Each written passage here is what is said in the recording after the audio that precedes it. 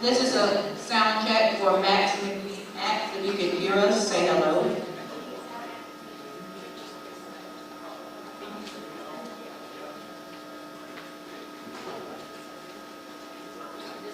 This is a sound check for Max McGee. Max, if you can hear me, this is Catherine Scout. Please say hello.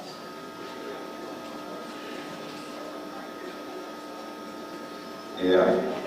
How you doing? My name is unmuted. I just like to say yeah. You're unmuted now, Max. We can hear you. Can you hear us? Is he catch it?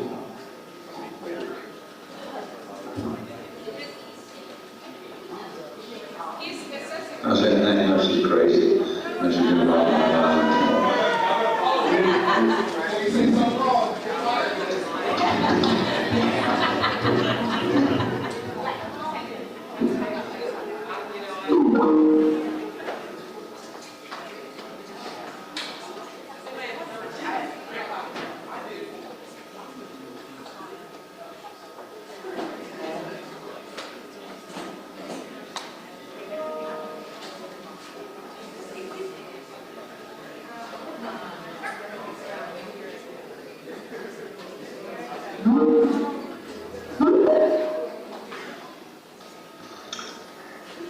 I just muted my mic. See?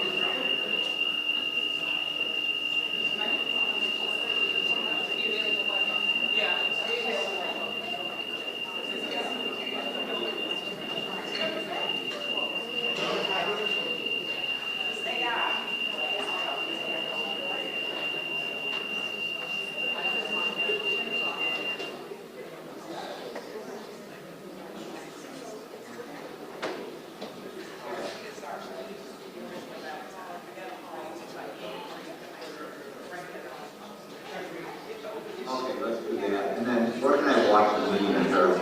Okay.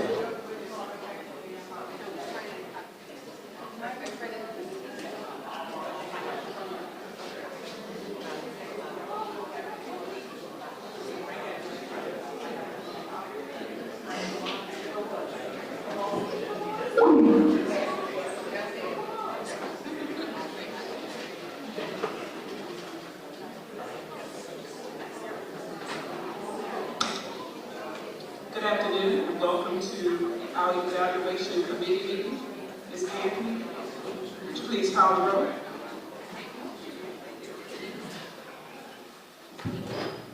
Board Commissioner Michelle McKissick. Present. Commissioner Huey Garcia. Present. Commissioner Woods. Commissioner Love. Present. Commissioner Doris Coleman. Present. Commissioner Paolo. Present. Commissioner Johnson. Present. Commissioner Williams. Chair Green. Present. There are 8 commissioners present. Board Member Woods is here. You step right out, sir. Thank you. We will now turn the meeting over to Vice Chair Doris Coleman. Thank you, Chair Green. At this time, we would ask if Ms. Tamika Hart-Wigginton would come forward with the presentation. Is this folks? Am That would be fine. Yes, ma'am. I'm sorry. If you would start with the presentation. Thank you. Can you hear me okay? Well, greetings, everyone. What a day. It's great to see you all. It's an honor to be here with you all. It's an honor to witness you get to this day. It's been a long haul. It's been a long haul for you. You know, you've had some challenges. You've acknowledged and faced those challenges.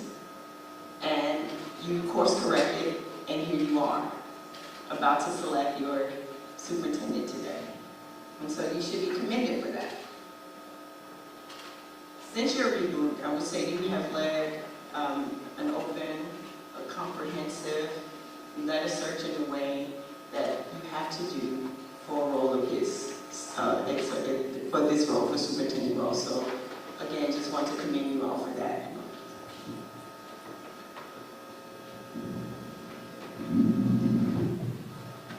I will say, I'd be remiss if I also didn't acknowledge the recent challenges that you're facing and say they feel very familiar. When I was in this seat, in this same position that you're in, years ago, hiring a superintendent, there were also voices from near and far saying what we should do, what we didn't do, what we should know. And again, commend you on getting community input. But as I told you back in the spring when we started together, there are only 9 people in the whole universe that can make the decision that you have to make today. So I commend you for that. So I'm going to take you through this presentation, and then I'm going to turn it back over to Co-Chair Colvin or Chair Green, or however you say it. And I'd ask, if you don't mind, if you would write down your questions and let me take them at the end. Is that okay? All right. So first, as we did with these semifinals, I'd like to ground us back in the vision, what you said that you were looking for in this process and in this next superintendent. And while I won't read all of that, I've highlighted the places where I want you to focus today as you start this conversation. Because it is about the ground, this decision is, I usually say it's one of the most, it's actually the most important decision you can make, because it then, influences all the other decisions that you make as a superintendent and board team. And so I want to make sure as you're deliberating, as you're talking, as you're making decisions of these candidates, first you recall that you said you're looking for a dynamic, visionary, and adaptive leader. So as you're thinking about this, it's the person in your head, a dynamic, visionary, and adaptive leader. And if so, what is your proof of that? What is your evidence of that? How do you answer that question for yourself? You also said that person must be capable of transforming the district's 3 goals from words to action and outcomes. Again, what would be, how would you know that? What are you saying about whatever you're going to decide today and showing that that person is capable of doing those things? Just regrounding you in these 5 high leverage areas that you put forth as the most important things. There's 5, so that's a lot, but still, this is the immediate and urgent needs of the system. Early literacy, post-secondary readiness, developing strong teachers, leaders, and support staff, expanding high-quality school options, and working closely with families and community partners to support MSCS schools.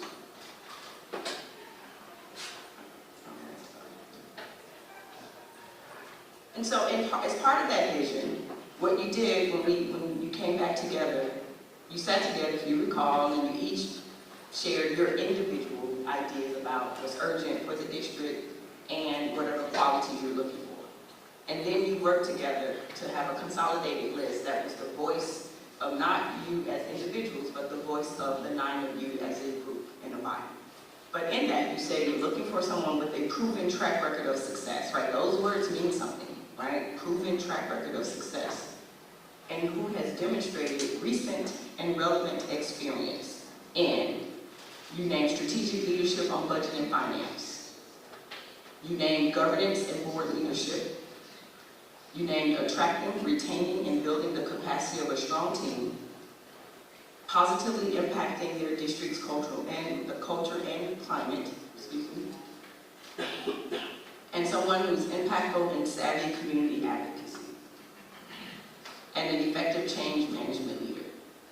So those are the things that you said you were looking for. So again, back to your mind of what you've heard, what you've witnessed. Does the person in your head right now meet those things, and how and where? Just for the community to understand, for those who may not know. So for your process, for last week you did a 2-day process that included community engagement and a city tour. You had breakfast with principals, the candidates involved in all of these, a city tour, lunch with parents. You had about 35 community organizations and leaders that included teachers, and at least one student that I know, a student that identified him, herself, they, as a student. You had a community-wide meet and greet reception. It had educators and families and students and community. It had little kids, there were kids there, even not in school yet.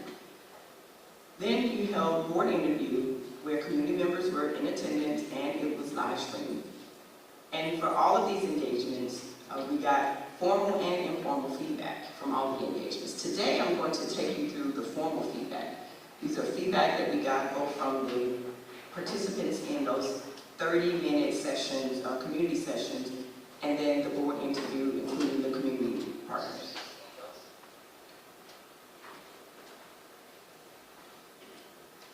And so in the 30-minute community organization and community organization leaders evaluation, those participants, they had a form that they submitted where they summarized the strengths and challenges of each of the candidates, and then they rated them from 1 being very unsatisfactory to 4 being very satisfactory on how the candidates answered their questions.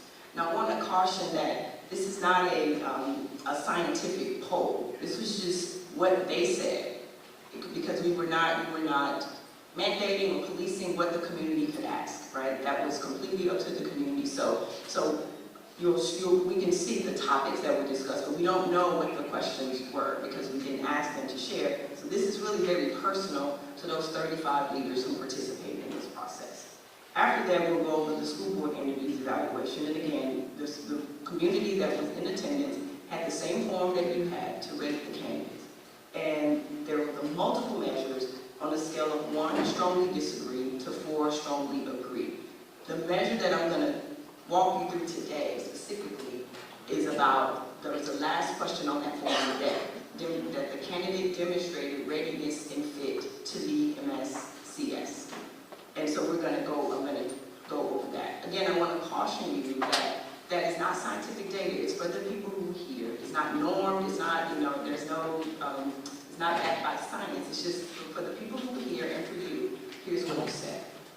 Today, your job will be to listen to all of this, and you're going to have conversation, right? And so, for some who may think that I was going to pop up a number, this was first, second, and third, and then y'all vote and go home. No, that is not the process today. That is not how you will hire your superintendent. I'm just going to walk you through what was said, where it was said, share the percentage here, and then turn it over to you for your conversation.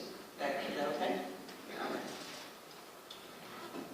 So we'll start with, we had randomly had candidates numbered 1, 2, and 3, and then randomly picked, and they were still both days alphabetical. And I literally picked out of a cup, and it still came alphabetical. So Yolanda C. Brown was the first candidate. And so one of the groups were teachers and principals.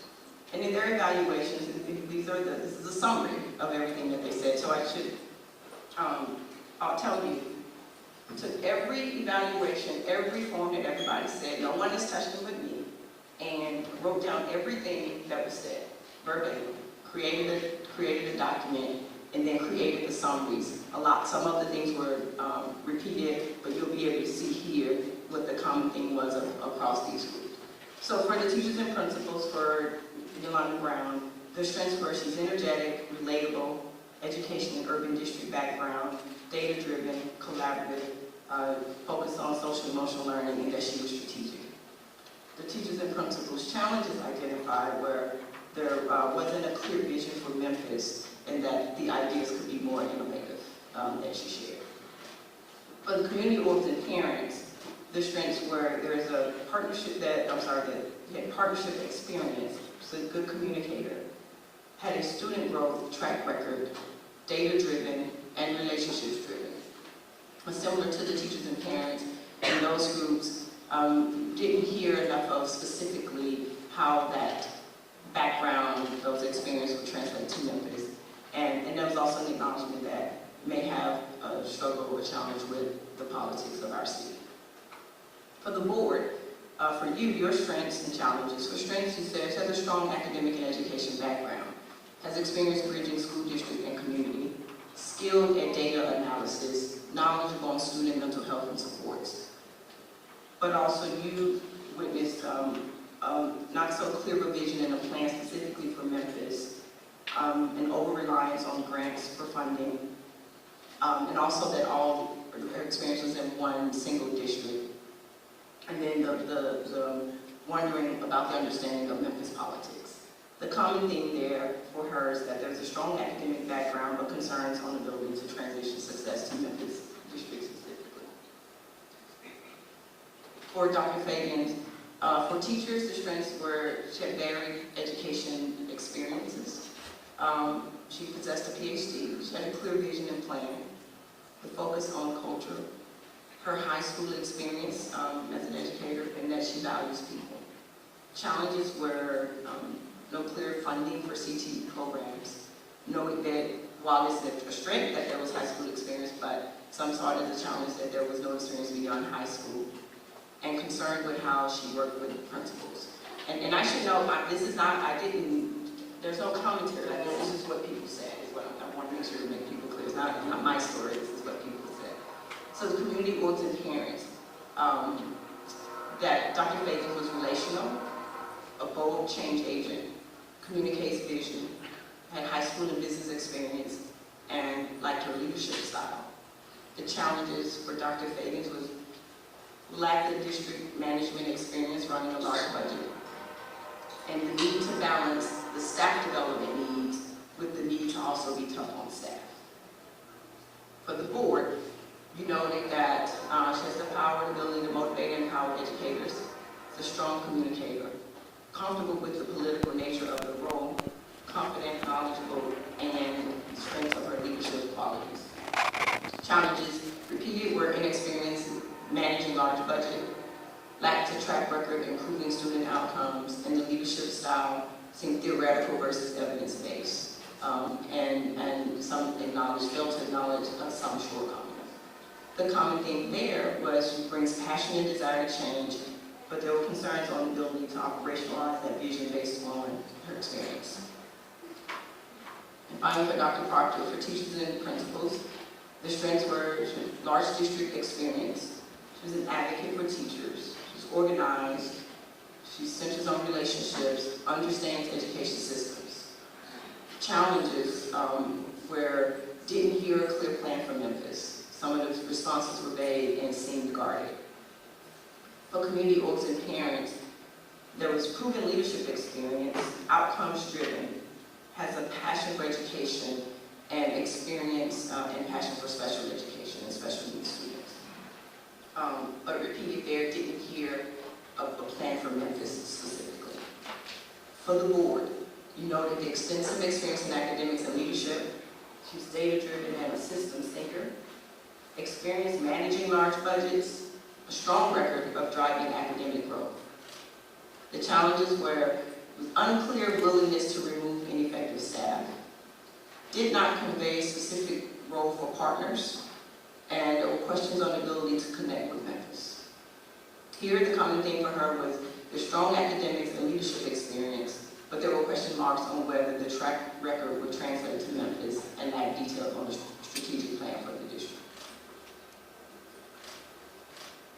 So on the evaluations, and I just put it all up together again, I just caution you on too much weight on this, but here's the data. So for each group that participated, the first two are the groups that participated in the 30-minute segments, the sessions on Thursday and Friday, and then the last two are yours and the community that participated in the board interviews. So for the teachers who participated in the 30-minute session, again, they were ranked from 1, very unsatisfactory, to 4, very satisfactory. 80% of the teachers rated, Ms. Brown, 80% satisfactory. For Dr. Feagins, 100% of the teachers rated her very satisfactory. For Dr. Proctor, 50% of the teachers rated her satisfactory and very satisfactory. So that's a mixture of the two groups of satisfactory and very satisfactory. For the community, 77% rated Ms. Brown, as satisfactory, very satisfactory. 70% said Dr. Feagins was satisfactory, very satisfactory. And for Dr. Proctor, 96% of the community said satisfactory or very satisfactory. And again, this is on how they feel the candidate answered their questions in their session. For the board interviews, this was Friday's interview time, but the community that participated and submitted an evaluation, Again, this is strongly disagree to strongly agree on readiness and fit to lead MSCS. 77% said Ms. Brown, 77% agree or strongly agree that Ms. Brown has readiness and fit to lead MSCS. It's 75% of the community agree or strongly agree for Dr. Feagins on that same measure. And 72% for Dr. Proctor agree or strongly agree on fit to lead. As for you, for the board, 66% of you said Ms. Brown agree or strongly agree, that there's readiness and fit to lead. 78% of you said Dr. Feagins, you agree or strongly agree on her readiness and fit to lead. And 56% of you, for Dr. Proctor, agree or strongly agree. And so the translation of that, just for the audience as well, that would mean 6 of you said you think Ms. Brown agreed or disagree. I'm sorry, I keep saying it wrong. 6 of you agree or strongly agree that Ms. Brown is fit. It was 7 for Dr. Feagins, 5 for Dr. Proctor. I'll pause there if there's any questions. Again, I don't want you to think this is a scientific measure, but it is the number. Repeat that again. Yes. Which one, the last part? Yes. So for Ms. Brown, of the board for readiness and fit to lead, 6 of you said she is ready and fit to lead. You agree or strongly agree. So that means there was a 3 or 4 rating that Ms. Brown is ready and fit to lead. 7 of you said Dr. Feagins had a 3 or 4 from 7 of you that she's ready and fit to lead. And 5 of you for Dr. Proctor, a 3 or 4 agree or strongly agree. Now that was not a vote, so that again, it has whatever bearing you choose for it to have today, but that is not a bearing. That is what your perception was from Friday. And so I just wanted to quickly, because I'm going to, a couple more slides and turn this back to you unless you have questions. Just back to, you're not doing this in a vacuum, right? You have to think about, if you were on a jury and you were sitting in the jury room and you have someone's, I'm the last person that should be talking about jury, but you have someone's faith in your hands, right? And you have to determine if this person was guilty or not. If you believe they were guilty or not. You can't just be, I believe that they are, right? I just feel it in my bones. You gotta have evidence to prove for yourself that thing that you're trying to prove. So if alibi was an issue, you can't say, I just don't really think she, he, they were there. That's not enough. You have to say, no, I know they weren't there. Because actually at 6 p.m., they were somewhere else, and I know that because of this. There is a difference. I just don't feel they were there. It's not enough. It's no, I know they weren't there. Now, everything is not going to be so cut and dry. I don't mean to suggest that it's that easy. But even you got to get beyond, I think this. You need to be able to share with each other some level of confidence, and why are you confident about the thing that for which you want to share. And then the other thing, I'm not going to read all of this. This is grounding you back in that evaluation. So the only thing that's not here is the one fit to lead. But this is what you were evaluating when you were interviewing each candidate. Excellent communications and problem-solving skills. Well, I guess I will just for the record. Strategic and effective leadership skills with an ability to set and influence a positive workplace and community culture at all levels. Strategic and effective leadership skills with an understanding of challenging political environments and a demonstrated ability to build and manage collaborative community and political relationships. Understanding of the challenges and opportunities facing MSCS. The rest of these, from the mastery down, I'll tell you, so in your, at the semifinalists, with those interviews where you rated, this mastery are the measures for exceeded expectations, right? Exceeded whatever the question was.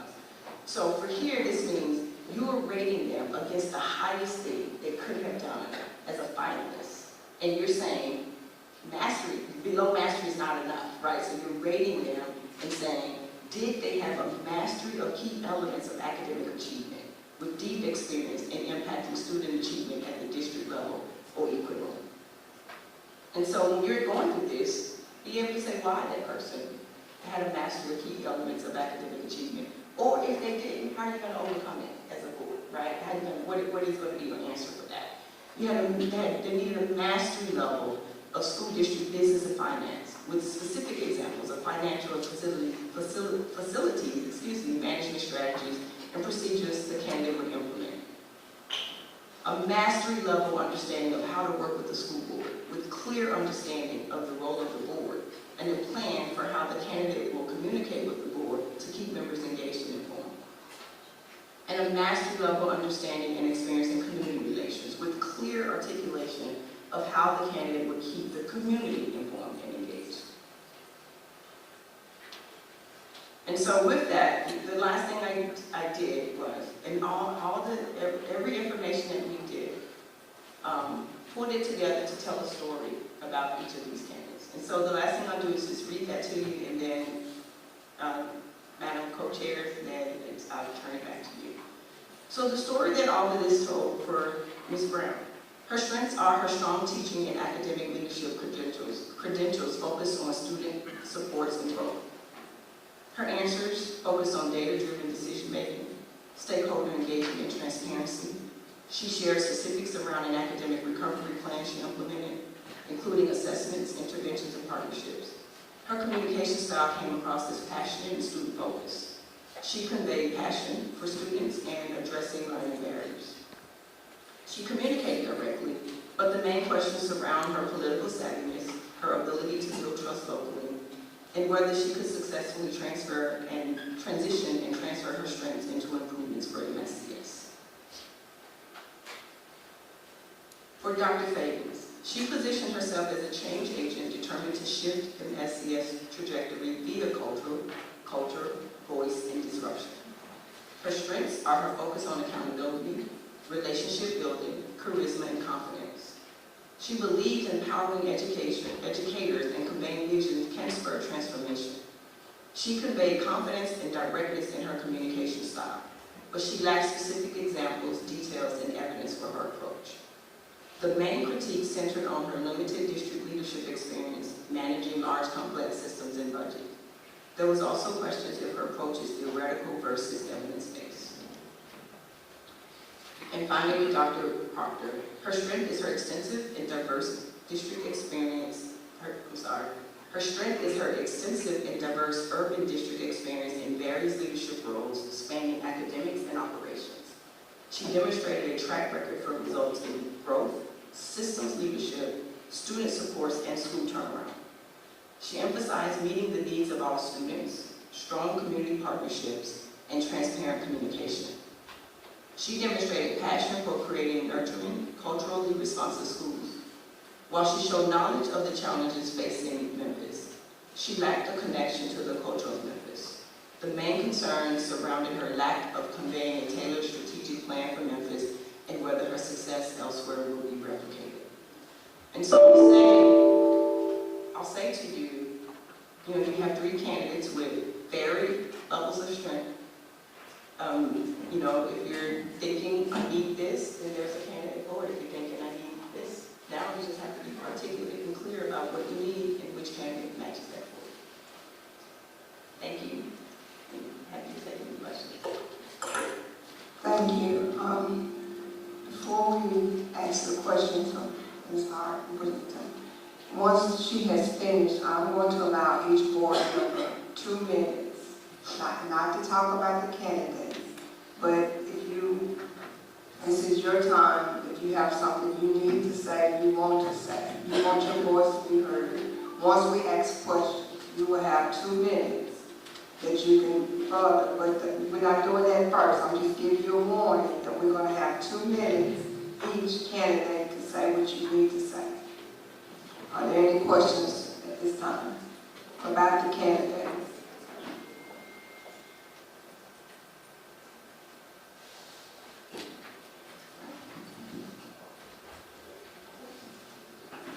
You asked us to do that now, or are you done? If you have any questions for this, yeah, the questions right now. We're asking questions only to Ms. Hardaway about the 3 candidates. That's all we're doing right this moment. Just for the purpose of not having awkward silence, I think you were pretty clear in your delivery. I think you articulated that from all stakeholders that we have candidates that are qualified to lead, and the board validated that in their selection process, and now we're before this body to do its job. If I may, thank you for that, because one thing I did mean to say, I mean, you heard it in the conclusions and in the wrap-up.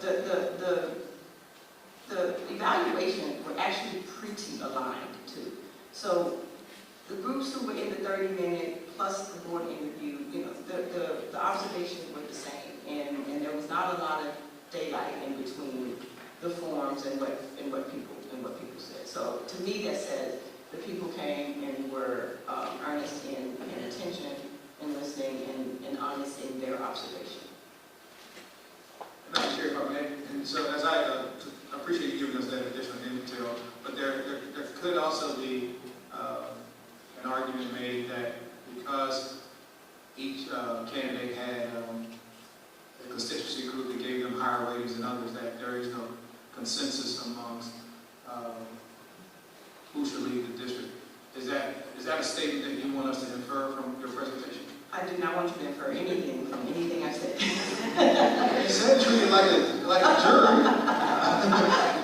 I want you to be clear, I have no bearing on your decisions today, but I will say, yes, so that's why, that's why I shared it, excuse me, I'm sorry, I don't know, you know, in the various ways that people said, so that you can see and hear and happy to keep sharing it. But also, yeah, this tells you, right? So there was clear preferences amongst the groups. But the reason why I say be mindful of the weight that you give it, because, you know, it's not norm reference. Like there's a scientific way that you have to do surveys and that, and so that's not that. So I don't know standard deviation and all these things that would happen if this was that level of evaluation. But yeah, it still is a snapshot, you know. So that tells you a story based on the people who observed and who were there. And so you can infer from that, Commissioner Woods, but not from me. Thank you. Board Member Williams? Yes, can you give us some areas where there was the closest correlation, where there was the closest or the greatest correlation between the board's recommendations and those of the teachers and of the community? So here, for each one of them, yeah. So that's why I put it all on the screen. So it would actually be more so in the fit to lead answer. And so, you can always go back to these to see, as you see, so that comment is the academic, so if we're using Dr. Partridge, just because she's on the screen here, you know, there's not anybody who didn't think she had strong academic and leadership experience, right, that showed up consistently. But it also showed up consistently that didn't hear how that would translate to Memphis. Now, I would say that could mean a lot of things, or that could mean nothing, right? That could mean that I'm answering the question about what I did, because that was the question that was asked. And there was an expectation that was a translation into, and this is what I would Memphis. Like, so I don't know. That's why I'm saying it's hard to do it, but I will say here, you know, if you wanted to extrapolate anything, but again, I caution you on putting too much weight on it. There's the biggest gap between, for the board interview, what I can norm there, if anything, the board interview where the community and the board spoke through the same instrument, right? Community and the board witnessed the same interview, witnessed the same behavior, and used the same instrument. And so if you want to use that data, you can see for Ms. Brown, there's an 11-point gap between what the board said, 66% said agree or strongly agree, and the community said, 77% of the community said for Ms. Brown. For Dr. Feagins, there's a 3-point difference. 78% of the board agreed or strongly agreed, and 75% of the community agreed or strongly agreed about Dr. Feagins' fit to lead the district. And then the biggest gap is 16 points, where 72% of the community said agree or strongly agree, and 56% of the board said agree or strongly agree about fit. Now, I would say on that board interview and community, the one thing that's only different is that that's just whomever was in the room. So it's not a breakout of if that was a teacher who said or a principal who said, it was who was in the room. And so I happen to know that there were, the numbers were about 13, 14 people that were consistently in the room and rating. For that matter, on Thursday, there were 35 community organizations, so they did the 30 minutes. So that's what I'm saying. So you got 35 organizations on Thursday that have, picked, I'll just pick Ms. Brown because she's up front. Well, that's not fair because they both did. So I'll go with Dr. Feagins because it's a difference. So 35 community organizations that participated on Thursday and Friday in the 30-minute sessions. 70% were satisfactory, very satisfactory with how Dr. Feagins answered their questions. On the board interview, there were 14 community members in the audience that rated, and 75% of them said agree or strongly agree. But the beauty, I would say one of the things is that you did these multiple opportunities for people to engage in multiple settings, unscripted settings right at the community meeting, at the reception. You had the breakfast with principals where it wasn't an interview, but there was, flow there. So the principals who responded to that are going to have a different reaction to the people who sat in a 2-hour interview. So that's what I'm saying. I don't at all want to act like this is normed against something, but this is the raw reaction of the people who were in the room. So, follow-up question. So the citizens who came to, the community people, the parents and so forth, who came to the public interviews, where are their scores? Are they scored with the group or are they scored The board's interview, they're in community. So they were not in communities though with these other groups, right? No, well, some of them were. There were. I mean, just because I happen to know. So there are a few who were there Thursday and did a 30-minute session, and then were there Friday and sat through all of the 2-hour interviews. So there were some, but it wasn't. The only requirement was that if you did participate in the 30-minute session, you had to do all 3, because then it wouldn't be fair to the candidates. So everybody there did witness all 3, and we didn't want you to come in, observe one, and not do the other 2. But you didn't have to do a 30-minute plus sit through the 2-hour interview. Thank you for that question though, because I just wanted to just make it clear this is data, but your decision today is a lot less qualitative. This is a quantitative, I'm sorry, this is more qualitative, so thank you. Thank you. Actually, you answered my questions in terms of to illuminate what made up when you say community. And these are people who elected, who signed up to do Yes. big interviews, as Yes. opposed to just the greater Memphis community. These are people who signed up for it. But it's both, so I mean, that's what I'm talking about, just like, average, Joe and Jill parent or whatever, that's what I'm talking about, community organizations. Yeah, most of who them are also, happy to maybe parents. That's a good point. That's a good point. So most of them are community organizations. The application was for community organizations, but anybody could have signed up. Like there were somebody who signed up and not necessarily directed to some broad organization. It was their organization. Of those, but you still had business, philanthropy, youth serving organizations. You had state level organizations. It was a wide spot. And in that, we had, so where those teachers is because we end up having dedicated 3 slots for teachers. And so we had a group of teachers that traveled together to all 3. Thank you. Any additional questions?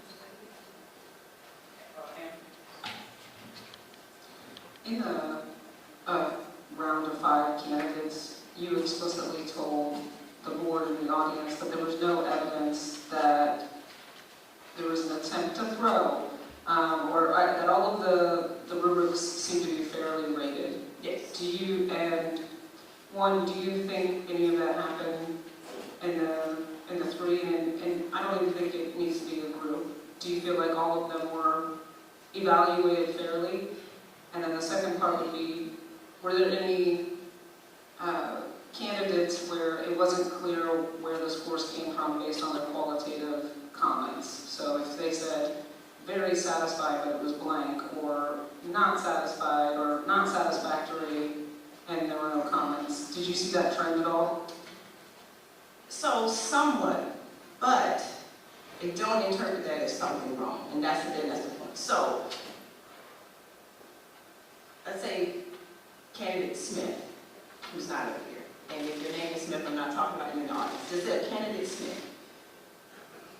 I can evaluate that this person has really good credentials, has really strong academic background, can really, strong on literacy, but decide that I think we need someone who is really understanding community and the politics of this place, and choose that person, because it's not that I think this person was, I mean you can see these numbers, 80, 100, I mean even at 50, the still majority of the people were pleased and thought the candidates were great. So I could think, there are people who had, everybody is fit to lead the district.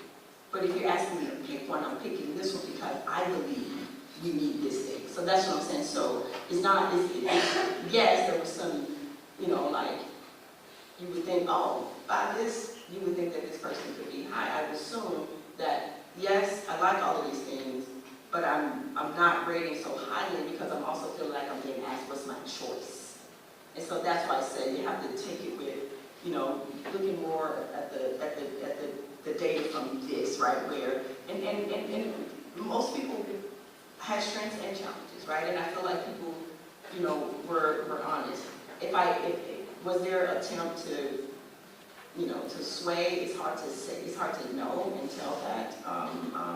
I would say you should approach it as, assume the trust and honesty that everybody showed up and authentic and believe what they said, but it could be a difference because, yes, I think you were great, but you're still not my choice, and here's why. Thank you. Are you able to identify how many community people participated? Do you know that number? It's about 30. I think I could be off by one, but I think we were at 34, I think, and then we were able to pull together the group of teachers because we were like, okay, we need stronger teacher voice to the extent that we could get it, and working, with staff, I'll just be honest, the board office was really great. We were able to have teachers that could come and take slides. But, so I think that made it 35 groups if you're counting the teachers as a group. But yeah, but I have that information. Okay, and principals as well. I just personally want to know so I can address it. So, thank you. I can clarify you. So the reason it was 35 organizations and also 35 people because we were adamant that it's one representative of each organization because we wanted it to be more intimate. So they were grouped, right? So for each group, there were groups of 3. So we had 3 organizations. To the extent possible, these are 3 youth serving organizations. Oh, these are 3 organizations that work with teachers and put them in, right? Not teachers, but they're teacher organizations. These are, advocacy organizations and put them in. We try to, so that they didn't have to, only thing they had to share was the mic. They did not have to align on questions. It's like, this is just your time, and so they needed to share the time. So in that sense, and that's how I know, like, there was a student, right? Like, I was so touched because I got the form back, and I'm like, because I go back and forth on what people could do, and when I get there, I'm a student, I don't get out of school until 2:15. Oh, I got you, okay. And so yes, so there was actual interaction and back and forth, as you may know. I don't know if you know. I didn't necessarily tell you because you didn't know everything that was happening. We hosted a Zoom informational session for the organizations that signed up. It was optional. We had a good number that came on Zoom just to ask questions and make sure they understood the logistics. If I may say, since you brought it up, for the principals, if you recall, the principal, there was a breakfast with principals, and it's because of the limited space and limited time. I mean, we could have had a FedEx forum full of engagement and everybody in the city that could have got something what would have happened. But the principals that were engaged, it was a principal representing every kind of school.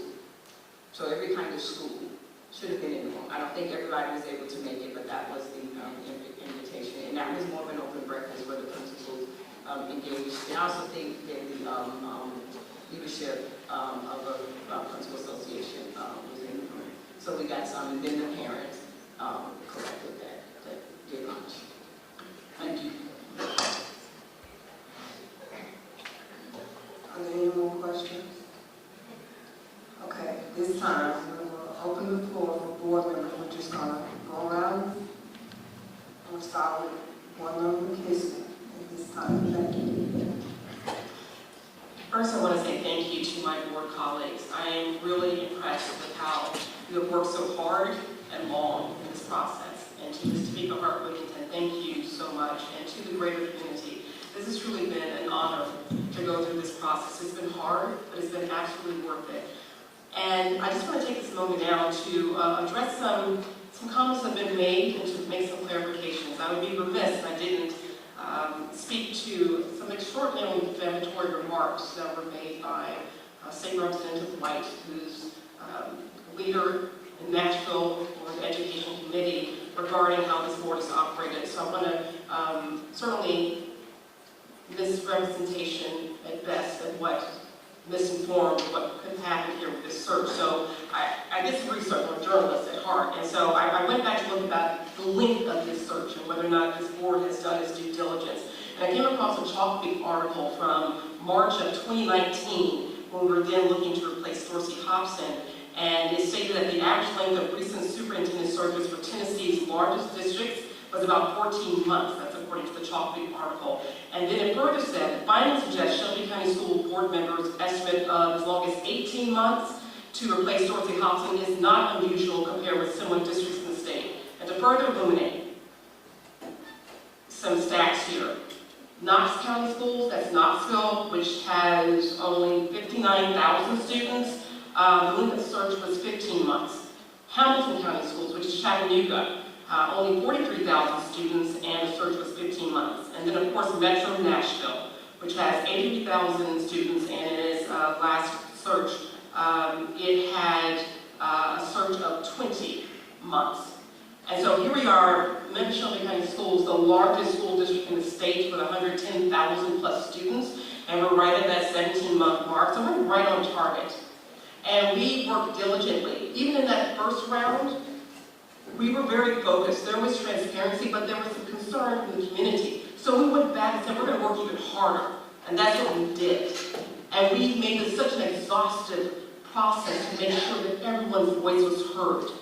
And I feel for our amazing candidates and all that they had to go through. And by the way, this is a little unusual. You don't have a search that is this public. I have the benefit of serving at the national level on school board associations. And this is unique here in Memphis, what we're doing here with this very public search. It doesn't happen like this. So to Mr. White, Representative White, with all due respect, you're 30 minutes from us living in Germantown. We would more than welcome you to come to our schools. When I was board chair, I traveled to Nashville to meet with you, to say I want to be that partner. I even met with our Speaker of the House, Cameron Sexton, and he actually did come to Memphis very quietly. I gave him a tour of Medical District High School. So come to us. And I heard on the news that you said, you know, how you talk to people all the time who would be great as appointed members. You are more than welcome to talk to all of us at any time. Let's work together.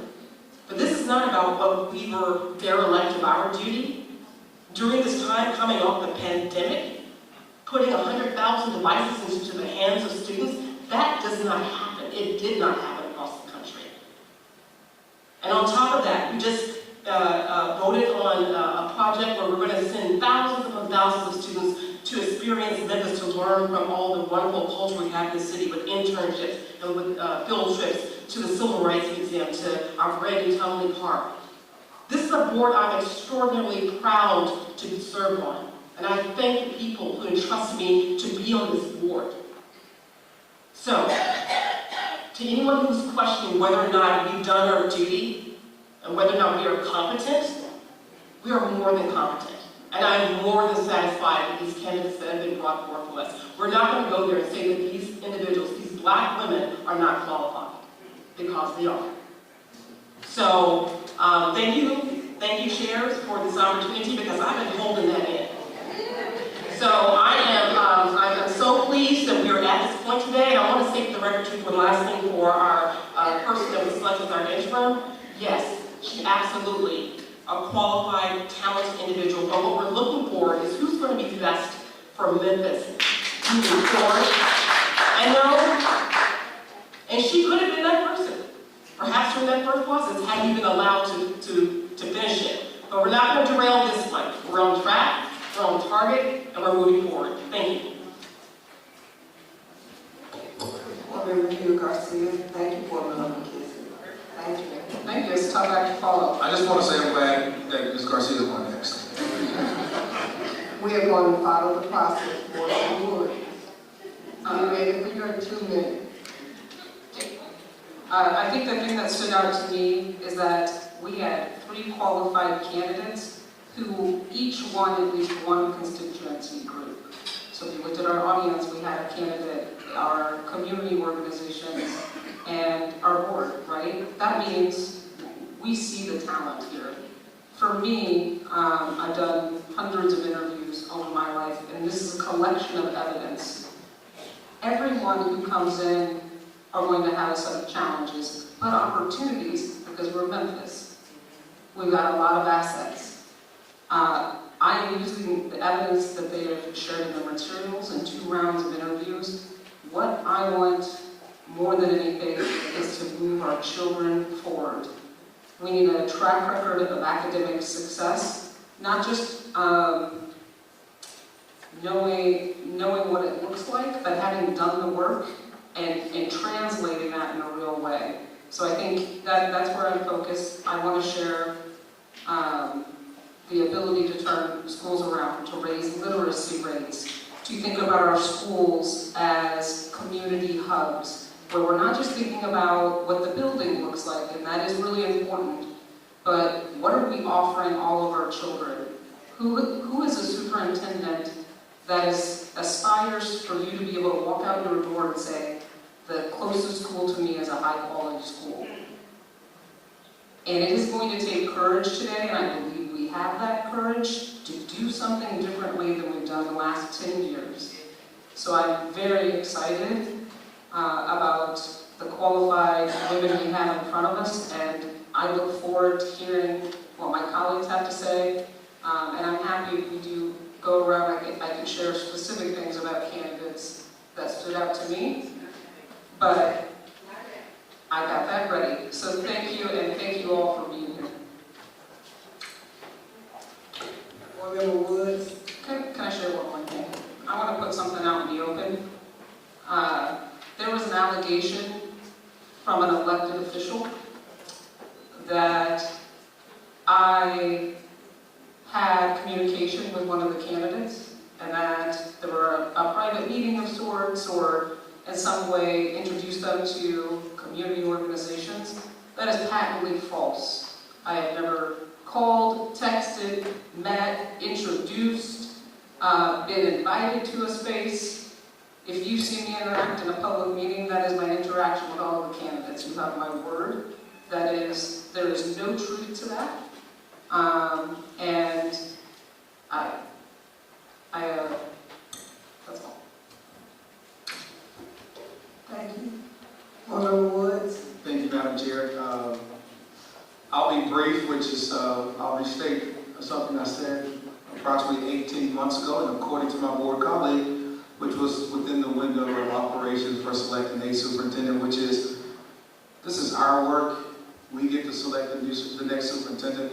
I want to give a great deal of appreciation for Tamika and the work she's walked alongside us. But through throughout this committee meeting and hopefully at the board meeting, we will norm around what we know that we're elected to do, which is select someone who can lead this district. And I think a lot of this has been clouded by the fact that has been mentioned. We know that we have someone that's leading in the moment. And I'm somewhat slightly offended when someone says that our kids are somewhat not being served because we haven't removed the interim tag of someone who has been leading in the moment. And this body gets to choose if you want to continue that or pick someone else. So that's no different than I said 18 months ago. That's no different than I'll say at this next meeting, that this power rests with us. And I am confident we will pick someone to lead this district into the future. So thank you. Thank you. Co-chair Love. Woosah.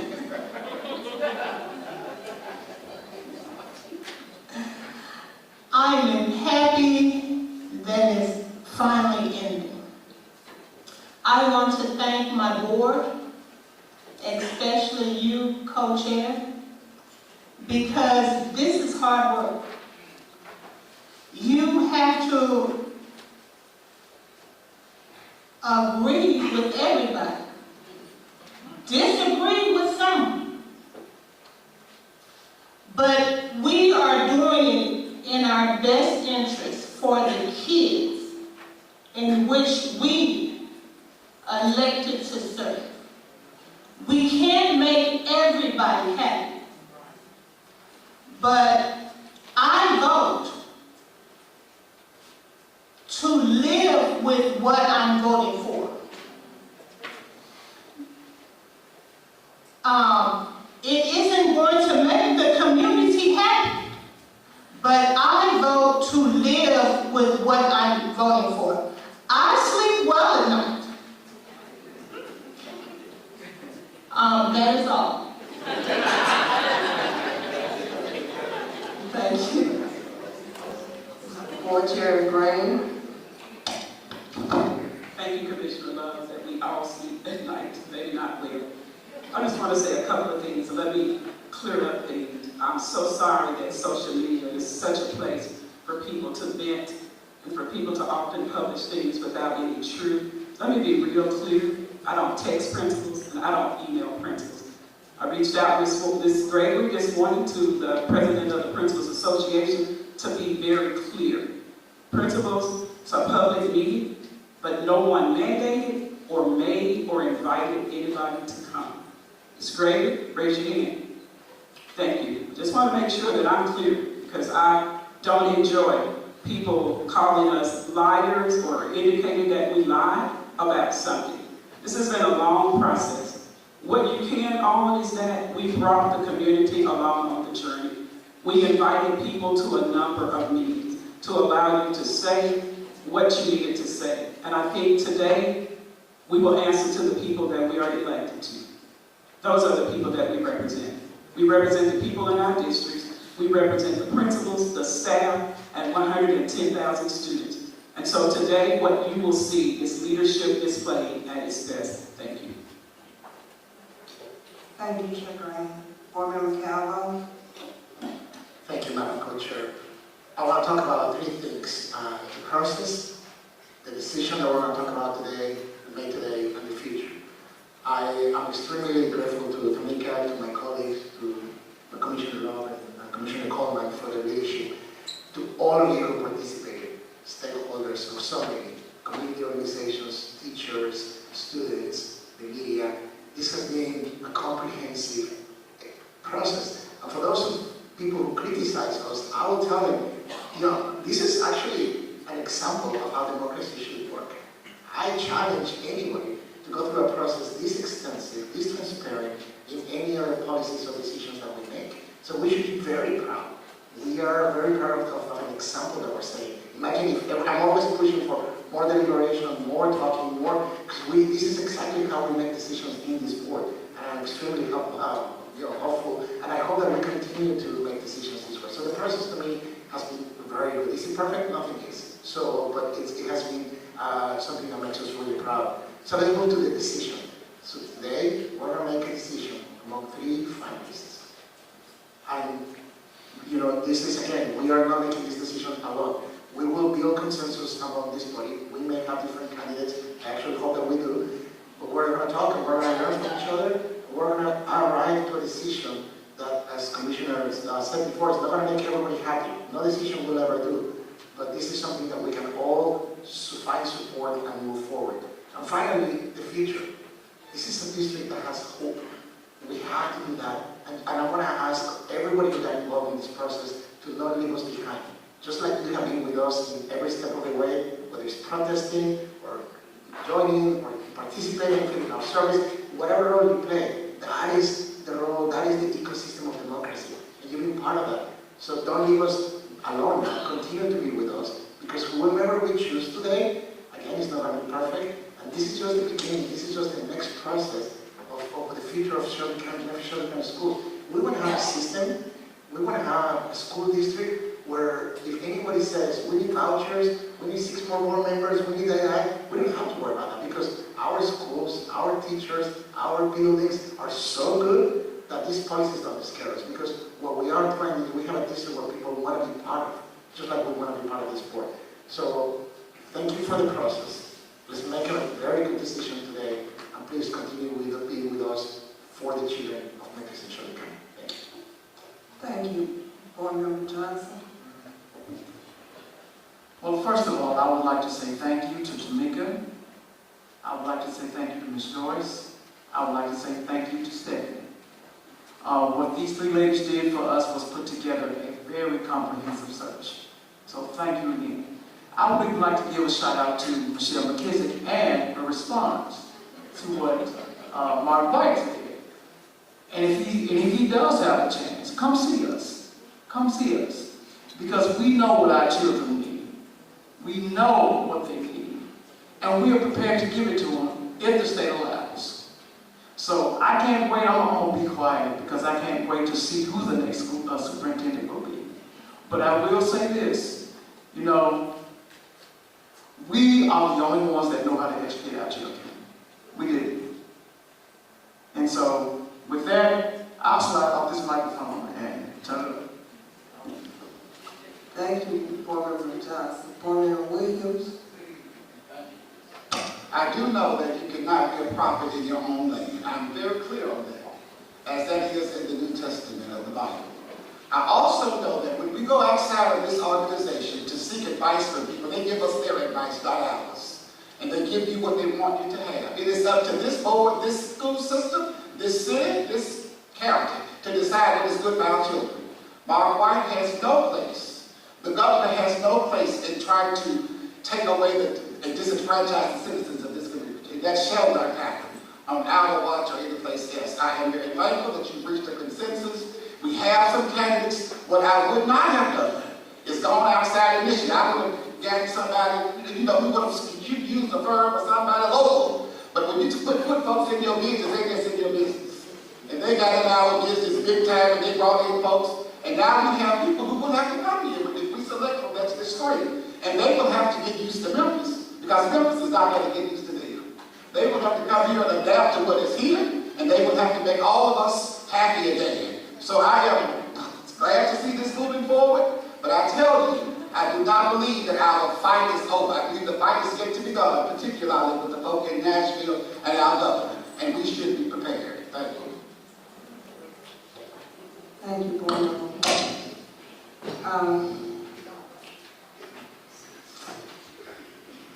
This has been one more learning lesson for me. I've learned that when our backs are against the wall, we can unite. And it should not take that our backs are against the wall for us to unite. The community did just what we asked them to do. Our partners, our advocates, they did just what was needed. And we've shown Memphis, Nashville, and anybody else looking, that when it comes to what's important, we know how to come together. But the question is, can we stay together?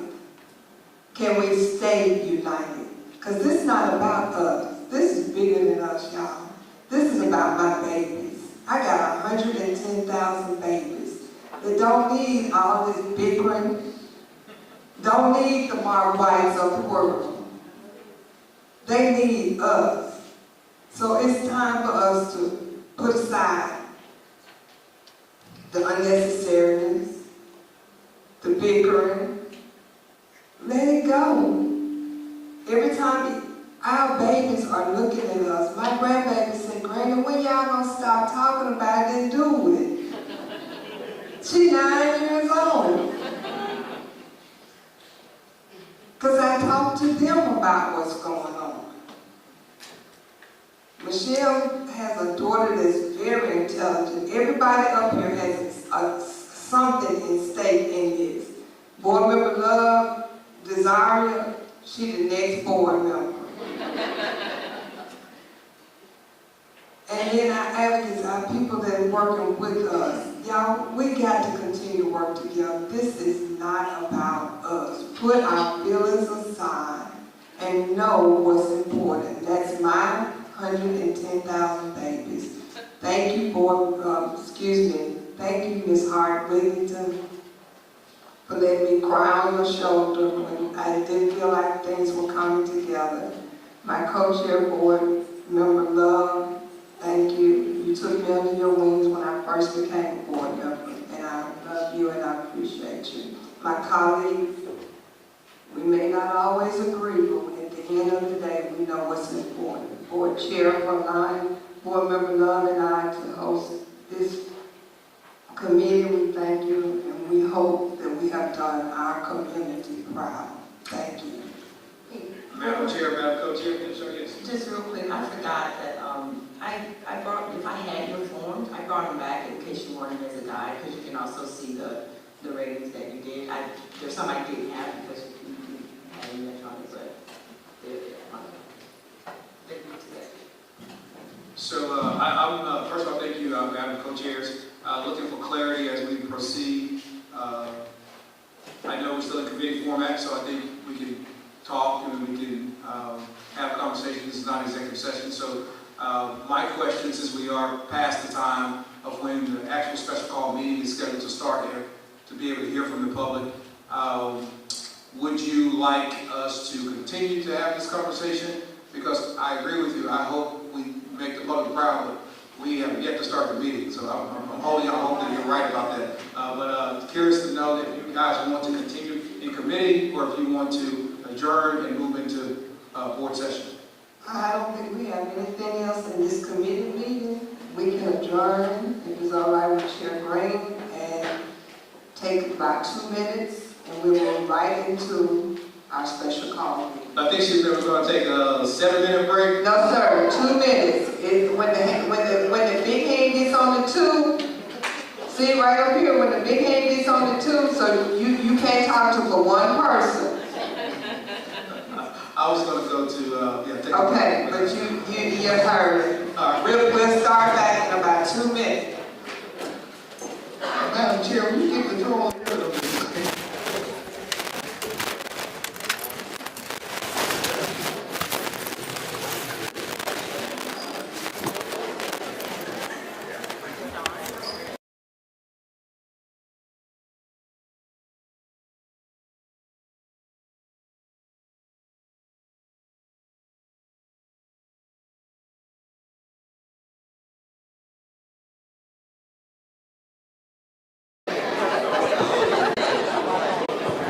Patterson do it too. See, you only got 28.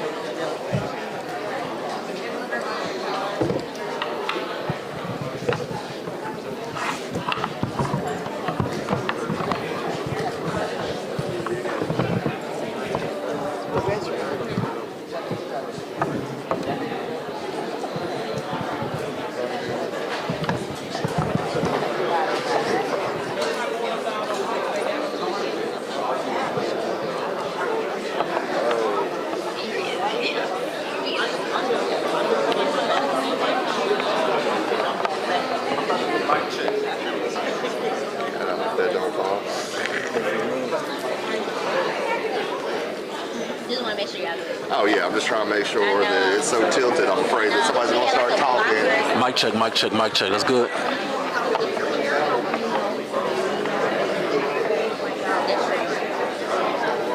wonder if we don't have like a small section.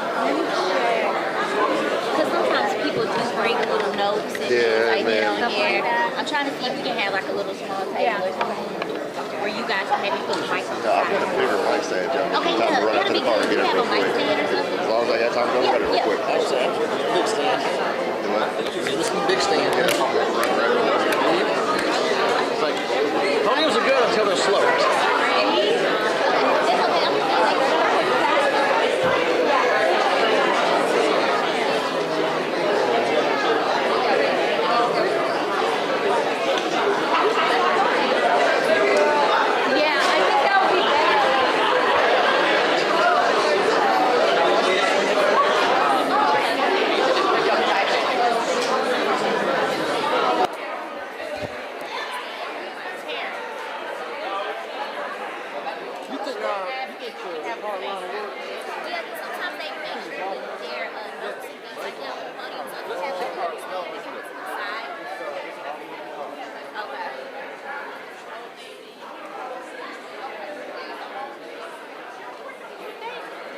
I can't risk the battle.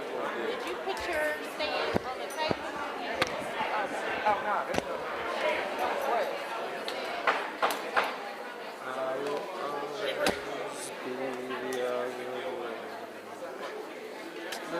How did she get to the table? It was so perfectly rolled.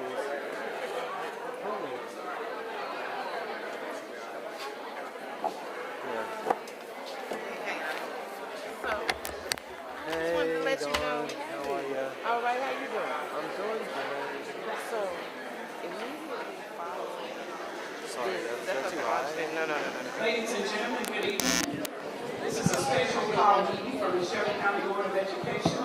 Ms. Anthony, please call the roll. Board Commissioner McKissick. Present. Board Commissioner Hewitt Garcia. Present. Board Commissioner Woods. Board Commissioner Love. Here. Board Commissioner Coleman. Present. Board Commissioner Calvo. Board Commissioner Johnson. Board Commissioner Williams. Board Chair Green. Present. There are 6 board commissioners present. Thank you. We do have a quorum. The purpose of this meeting is to discuss and take actions on the selection of a superintendent for Memphis-Shelby County Schools. Would you please stand and remain standing for a moment of silence and the pledge of allegiance?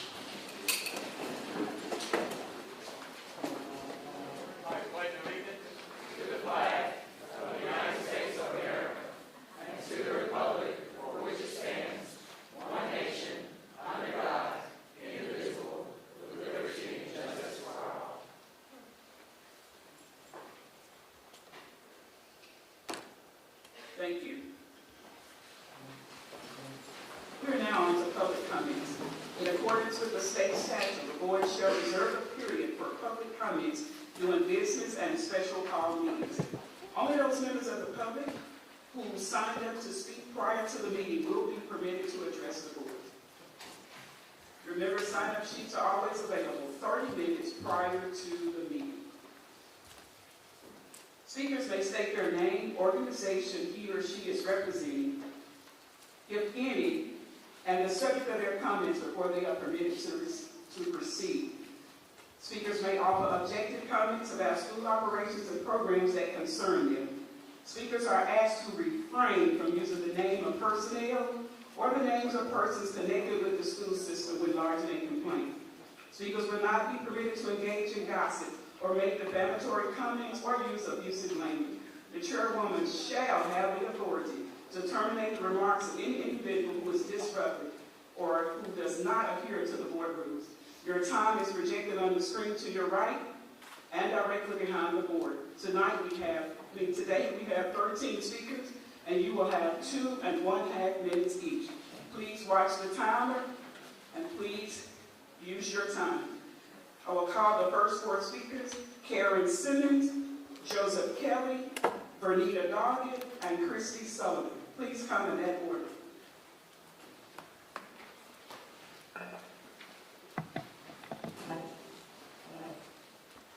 Good afternoon, Board Commissioners.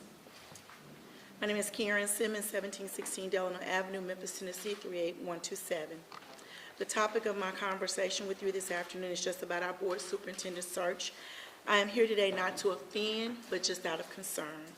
Regarding our superintendent search, I strongly encourage you to consider keeping our present interim superintendent in order to maintain the momentum and academic success we have experienced in the past 2 years.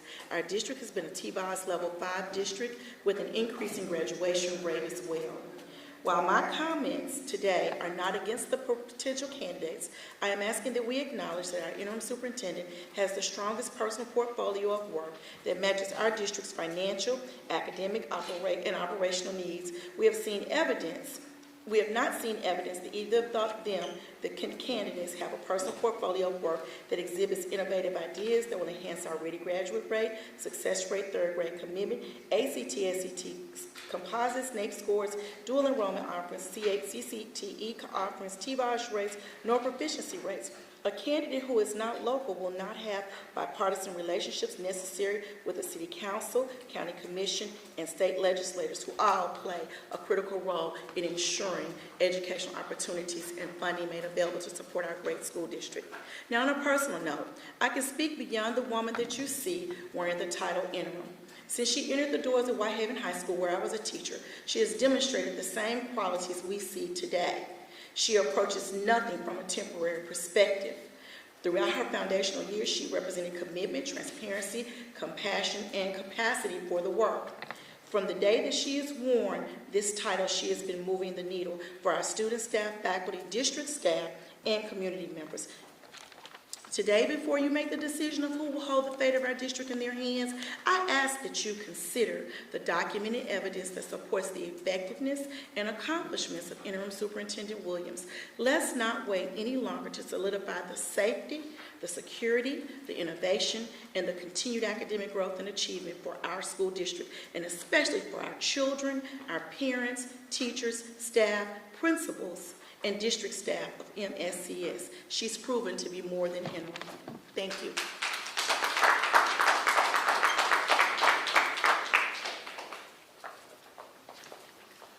My name is Joseph Kelly. I live on Garland Street, and I'm here to talk about the superintendent search.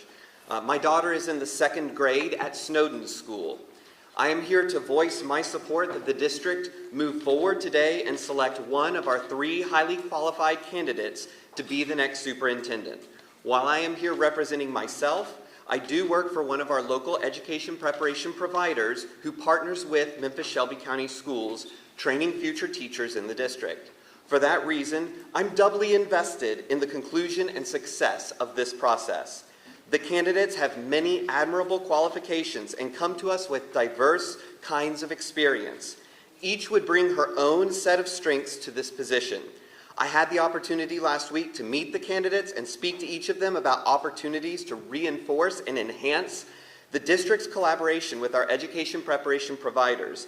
I can see us working productively with any of the 3 candidates, which is why I'm troubled by the recent suggestion by a member of the Tennessee General Assembly that our candidates are somehow unimpressive and not highly qualified. More disconcerting is the proposed legislation to grant the governor the authority to appoint 6 new members to the school board. These are the same legislatures who are championing a different education-related bill under the banner of parent choice. But parents, along with the residents of Shelby County, chose this school board. And later this year, we have the opportunity to choose again who will represent districts 2, 3, 4, 5, and 7. The decision made today, not to mention the mistakes that delayed today's decision, will very much be on the minds of parents and citizens in that election, and that's how a representative democracy works. If parental choice is so important, why would the Tennessee General Assembly add government-appointed bureaucrats to this body that are not chosen by the parents and citizens of this community? Why dilute our voice? I, for one, am ready to move forward with the candidate whom you all today select to be the next superintendent of Memphis-Shelby County Schools. Thank you for the opportunity to voice my support for the next superintendent, whoever she may be, as well as to say publicly that Nashville's unelected appointees are not needed here in Memphis, and they are not welcome in our democracy.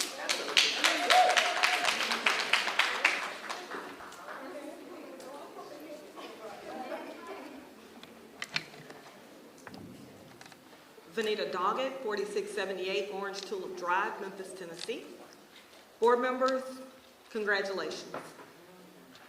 I'm a parent, an advocate, former staff member, and concerned citizen, and I want to thank you for the time that you took to really honor community engagement. You held your word. It has been a long process, just like Board Member McKissick said, but you did exactly what you said you would do. You committed to a transparent search. You committed to honoring community voice.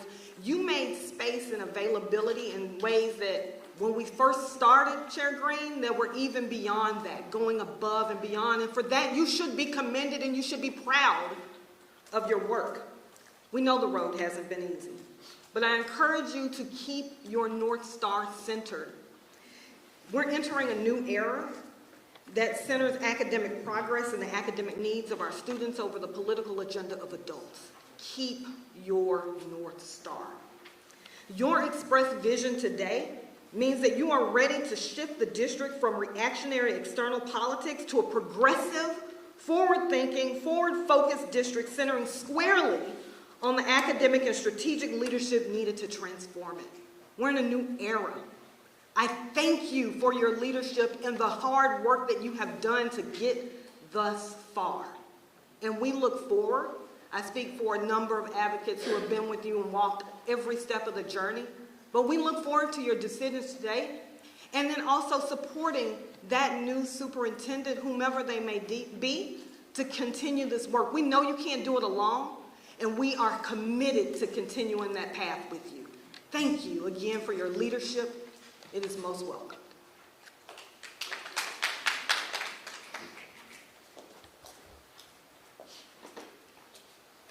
I want you to see me. Good afternoon. I'm Christy Sullivan, 6680 Vinings Creek Cove West. I'm here today not only as a constituent or a parent advocate, but I'm here today as a parent. I have two students who are a part of this district. It is a district that for generations has left many of our students behind. And the reality is that we've created a pipeline of undereducated and in many cases unemployable citizens. And yes, progress has begun, but it is not enough. It's not enough for my two children. It's not enough for the parents and their children that are represented here today. And it is not enough for the 100,000 plus students that are a part of Memphis-Shelby County Schools. Today, we have the opportunity to embark on transformational change that can not only catapult the lives of our students, but it can also make a difference for our community at large. Change that my children's future in part depends on. The future of this community lies in the decisions that you all will make today. I want to say that I applaud the work that has been done by this board. The level of transparency and engagement employed in this process has been commendable. And the reality is that you have restored the trust and the respect that many of us have in you as leaders of our community. So I'm going to ask today that you stay the course and that you select one of the highly qualified candidates that is before us. I echo the comments that have come before. We thank you for your leadership, and we look forward as a community to working together with you as we continue to create the transformational change that is needed for our children. Thank you. Suzanne Jackson, Tequila Rucker, Rachel Spriggs, and Kamario Davis are our next four speakers.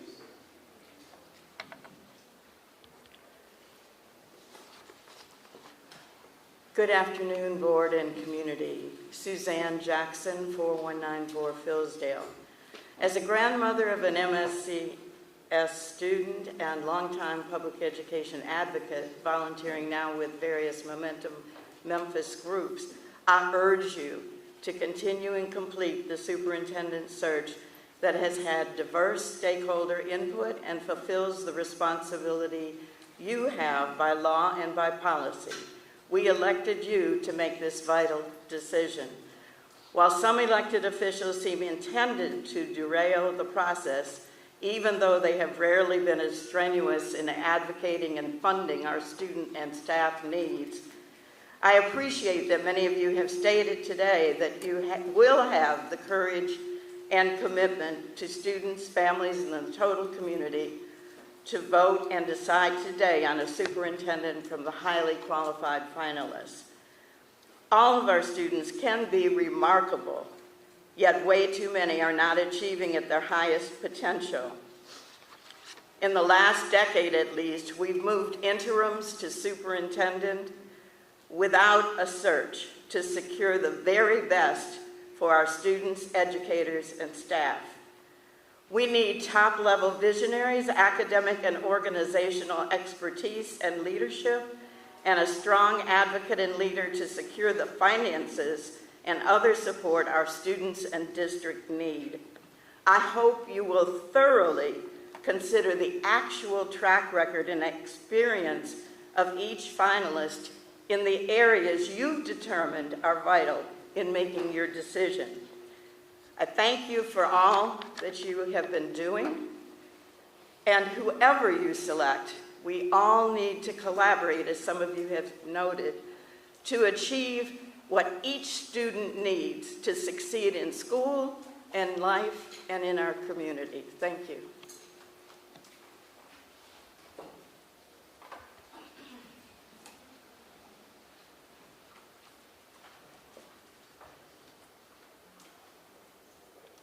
Good afternoon. Tequila Rucker, Memphis for All, 1000 Cooper, 38104. I'm here to express gratitude. I want to thank you all for regrouping and steering the search process in the right direction under the guidance of Tamika Hart. I believe this search was conducted with fidelity and inclusive community engagement. I can say with ease that I'm confident that this time around, the board seems to have gotten it right. Despite interference from local and state leaders, it's important to emphasize adherence to the current laws and policies. The board is obligated to follow through with the agreed upon process, including selecting from the 3 finalists, and I'm here to support that. I'm excited to see who our new superintendent will be. In regards to Mark White's plan to subtly hijack this board, I ask that you all take accountability and ownership for how we got here. We left the door open. For years, I've been coming to this mic advocating for and against some of the policies that's taking place right here in this district. I've considered contacting the state and asking them to get involved myself. However, I knew that we would lose even more control of what's happening in our city if we brought them in. Now, I'm from Memphis, and in Memphis, it's okay when you fight in your house. But when you step outside and somebody fights your siblings, those are things you don't allow. So what I won't do is allow the state to come in and hijack this board and hostile takeover and what we see happen across the state. This is an attack on democracy and what's happening in Black and brown communities. We got to get it together. It is time for us to prioritize our students and our community, and that starts in-house. We are here with you and for you. We need you to trust us, but we got to be able to trust you too. It's time for us to steer the ship in the right direction. You are the leaders. Thank you again. I appreciate you all, and I'm trusting you to do the right thing today.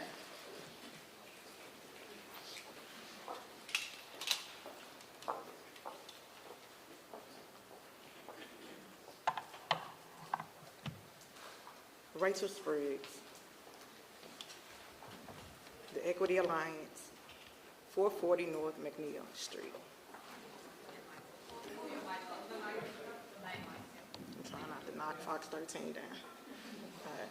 Before I speak, I want to ask for permission to play a small clip of an audio. It's not against policy, I looked it up, because it's a lot of,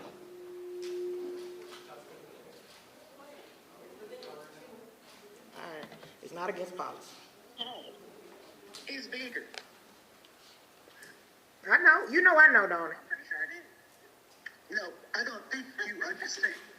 No, I'm serious. What? I can't talk? Well, I'll tell you later. That was a small clip of me speaking with board chair, asking her, did she ask the principals to come and speak on our interim's behalf? And she went into how it's something much bigger that is at play.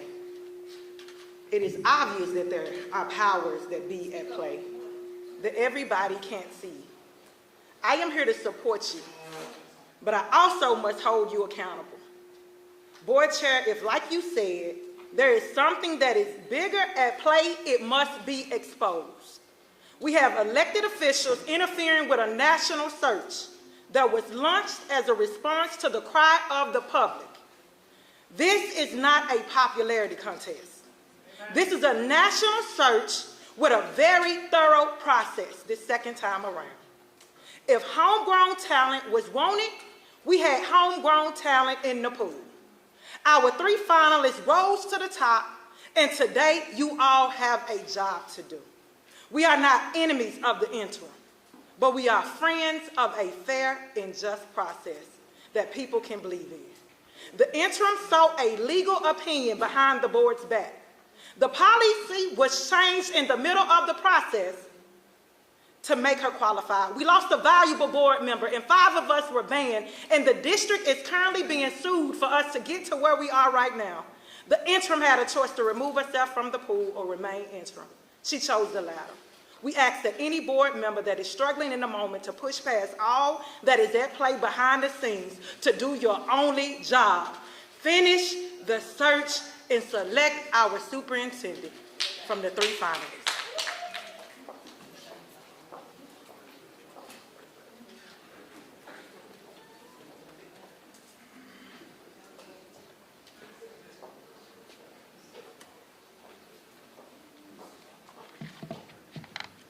Kimario Davis, 158 Vance Avenue. In this moment, you all are faced with the daunting task, deciding the stewardship of the futures of the most vulnerable of our community.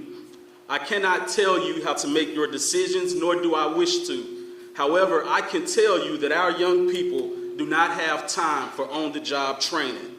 We don't have 2 to 3 years for someone to learn the community, to learn the district, to implement and make best use of a $1.9 billion budget. Our young people deserve a leader who understands this moment, who has traversed this city and county as a lifelong community member, a leader who by your own standards has met expectations in a grand fashion. Our young people deserve proven leadership. You promised the community a search, and you did that, an amazing search. But above all, the promise of having the best person in the position reigns, not the best worst out of 3, the absolute best leader for the moment. I heard Commissioner Williams speak before this meeting started, and he said that he wished that our leader could come from our home. Well, I would say to Commissioner Williams, if that is your belief, then fight with the spirit of my great mentor, Sarah Lewis, and stand up for that today. I leave you with this. Dr. Martin Luther King Jr. once said, the time is always right to do what is right. Ladies and gentlemen, let's get this one right.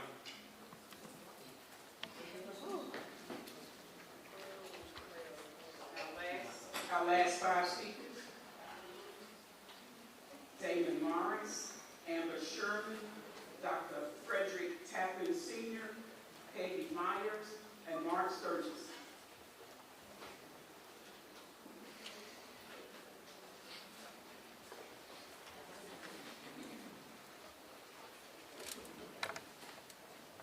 When you call my name, make sure you put that curry in there. That's a disrespect to my grandmother who taught 43 years in this district.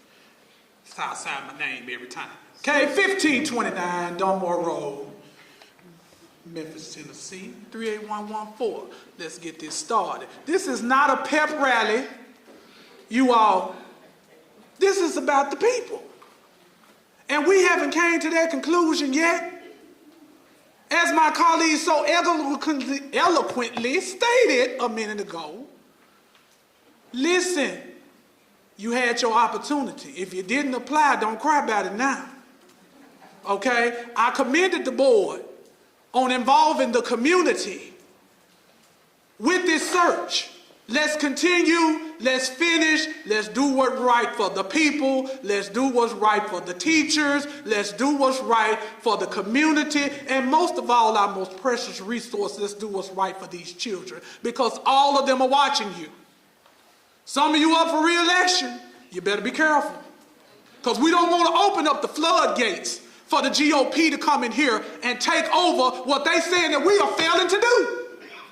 Educate our children.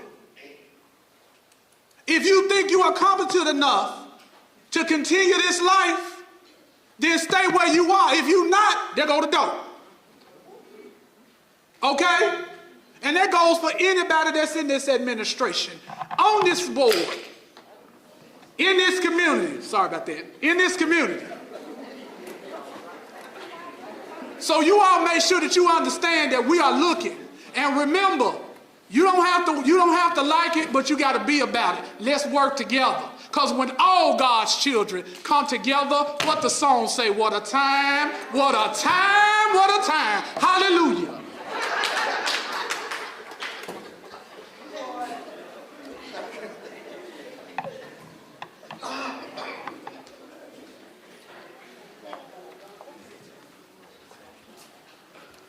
My name is Amber Sherman. My address is 6070 North Belgrove Cove, Memphis, Tennessee. I felt it was very important to come and speak to y'all as we're going to make this very pivotal decision to choose the next superintendent.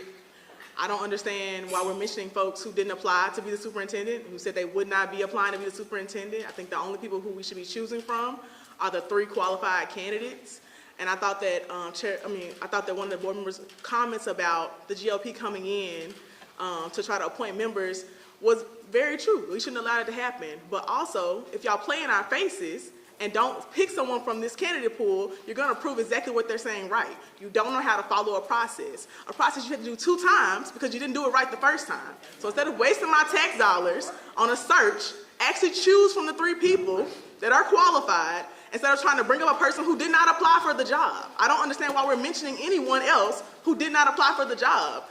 Listening in committee, y'all had very great selections and points on the people that did their interviews. The teachers said, someone had 100%. I think we should be valuing what the teachers have said, what the community members have said, and what you as board members have said, and the things that were gone over and the statistics from that. We shouldn't be considering anyone else.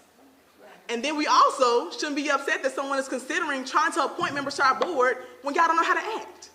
If y'all were following the process from jump, people wouldn't have to keep coming to the meetings, mentioning your malfeasances, how you aren't listening to the community, and then you wouldn't have a chance for someone from the state to come in and attempt some, local government overreach because y'all don't know how to act. So I hope that y'all make the right decision, act as adults, follow the process you have agreed to follow, and actually choose someone from the 3 candidates. Thank you.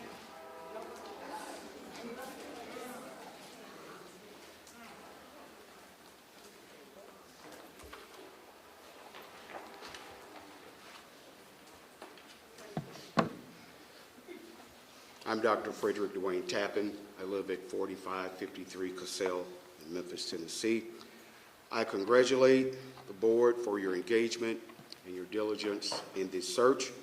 However, diversity of ideology is the crux and foundation of our nation. I believe that we have our future superintendent currently in place right now. Memphis is my home. I love this city. I am a product of this school system. My daughter is a product of this school system. My wife is a product of this school system.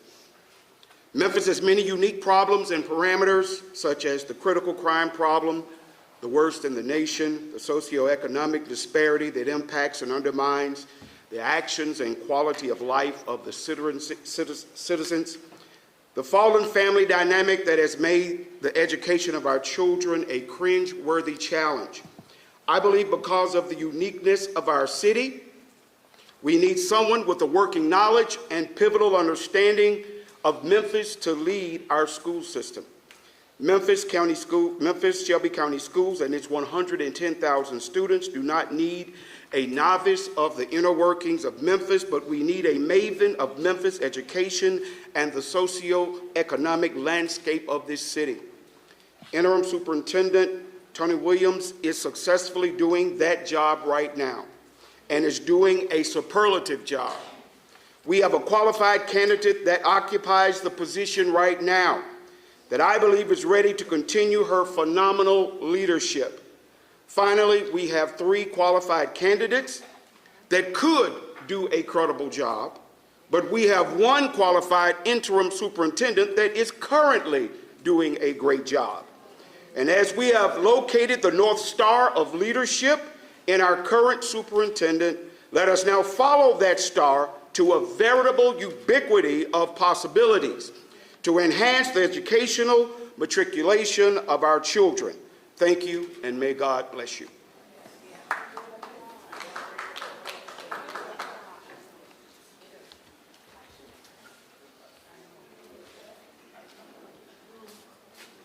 Good afternoon. My name is Peggy Myers, 3136 Kingsgate Avenue, Memphis,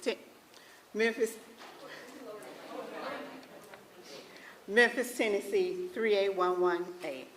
I'm here in support of our interim superintendent. She's homegrown. She understands the people, the culture, and the kids. She's a beacon of hope for all the kids in Memphis. She was part of SCS. She's been here since SCS kindergarten. She understands the needs of our students. She has been in their shoes. She understands the population, the students, the teachers, and the stakeholders. She knows how to build a healthy relationship with our stakeholders. And finally, she has a finance background. She knows how to, she understands how to build a budget, how to balance a budget, and do more with a little, with a less. Thank you so much.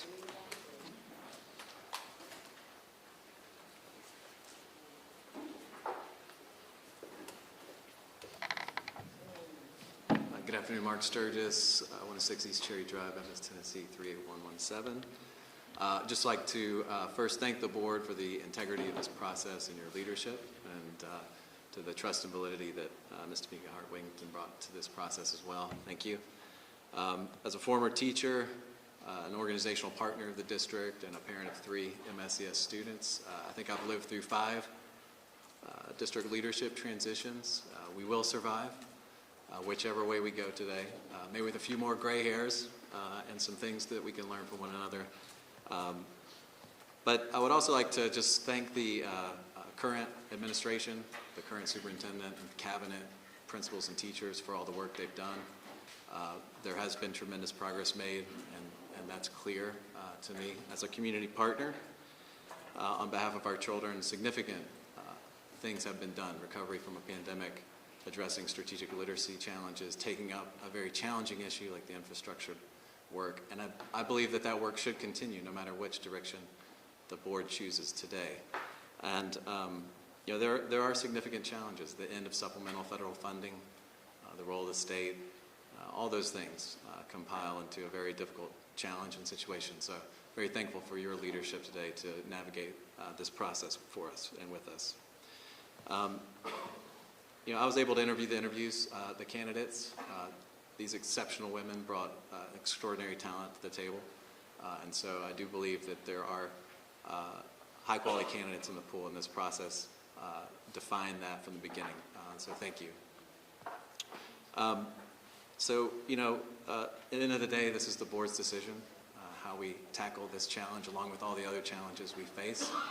And wanted to, for what it's worth, commit today whichever direction this district goes, whichever superintendent is hired, that Seeing Success will remain a resolute partner of the district, aggregate and bring as many resources to the table to support our children and help accelerate outcomes, cradle to career. So thank you, and good work, and trust in your process. Thank you. Thank you. Let me correct that.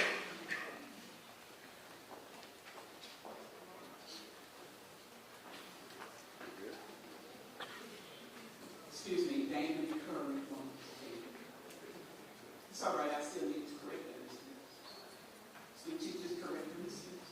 Good afternoon, fellow board members, school leaders, community members, and parents. I want to thank our school board members for all the hard work that we have put in to select the next superintendent for Memphis-Shelby County Schools. We have had a very robust process. The community has had an opportunity to meet our 3 finalists and provide feedback. Today we are scheduled to make a very important decision about the next leader of this school district. Before we move forward, I have to share with you some of the requests made by state and county leaders about today's votes. Earlier this week, I was approached by a reporter from a local media outlet who had an interview with Tennessee State Representative Mark White, chair of the Education Committee. Representative White expressed his disappointment in our selection process and threatened to add 6 state-appointed board members to this body. I have spoken with Representative White, and he sent me a letter that I will share with you with his concerns and formal requests for us not to move forward with a vote today. You have that letter in front of you. I've also received a letter from Shelby County Commissioner Chairwoman Mr. Clay Bibbs, Commissioner Erica Sugarman, Commissioner Mick Wright, and Commissioner Shante Aban. Commissioner Henry Brooks and Mikkel Lowry held a news conference asking this body not to take a vote today. They are asking us to pause, meet with the state, and reconsider our selection for a superintendent. Those requests from the state and the local counties came from 2 of our major funding bodies. While we are interested in hearing from state legislators and other elected and business leaders, the time for critical input and action has passed. It would be irresponsible of us to halt the process for any reason other than the candidate pool shrinking due to a flawed process or some other unforeseen. And now, is there a motion from this board and a second for action on today?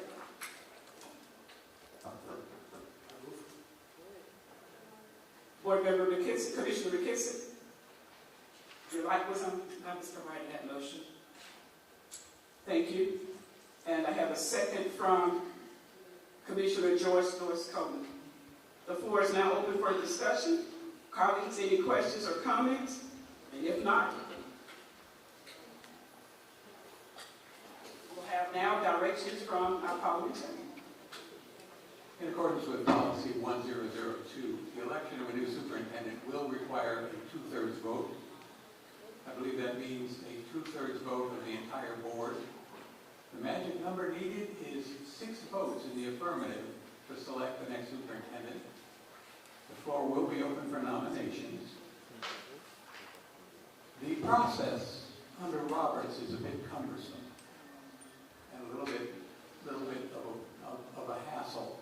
It's not the way we're used to running elections. However, Roberts does allow for the adoption of a different method of voting.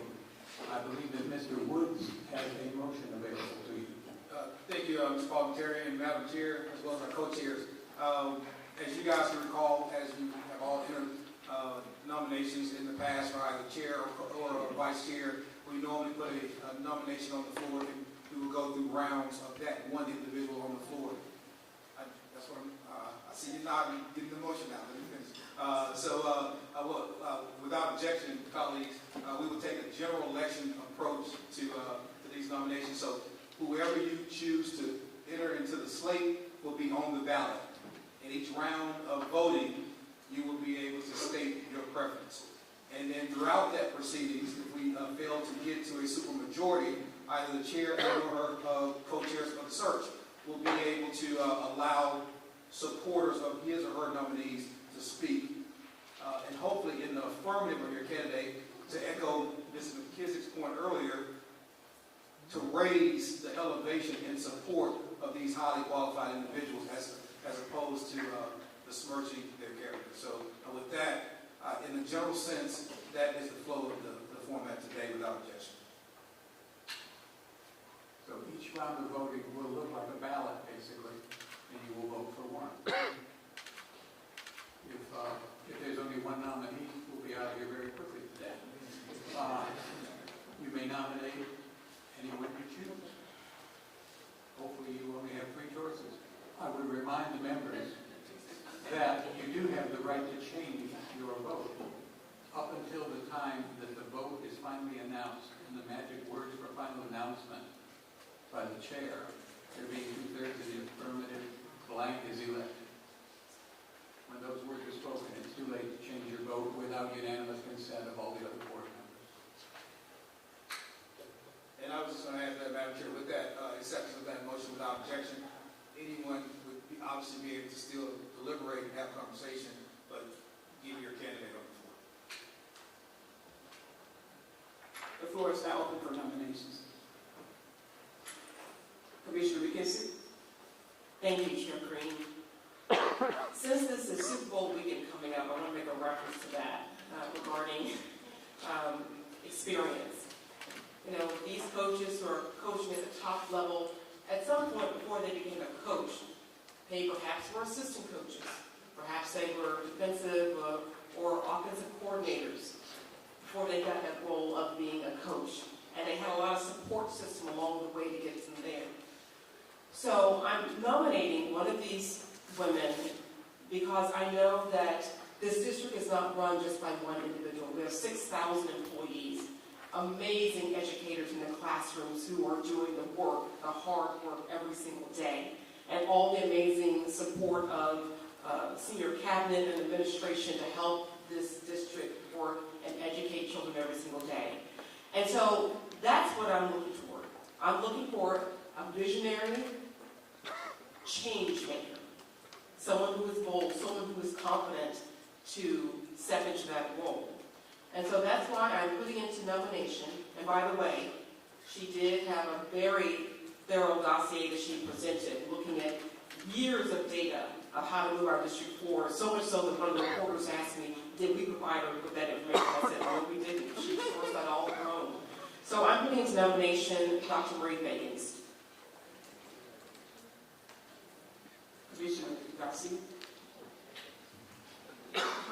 Thank you.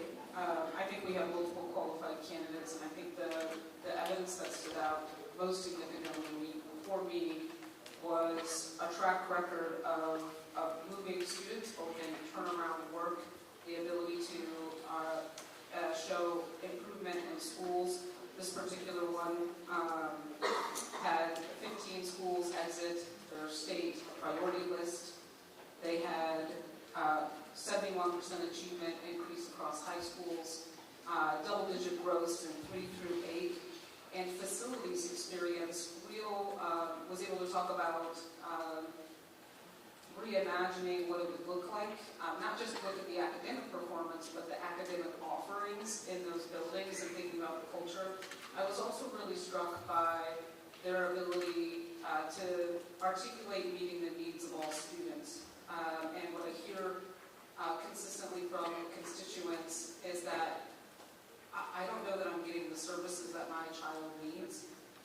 And so I would like to nominate Dr. Cheryl Proctor for consideration.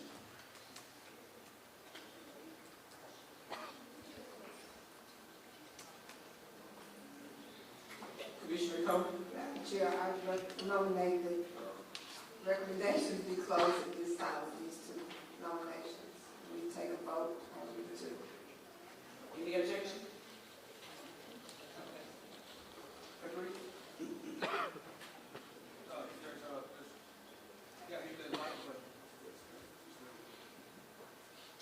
Mr. Williams, you have a question?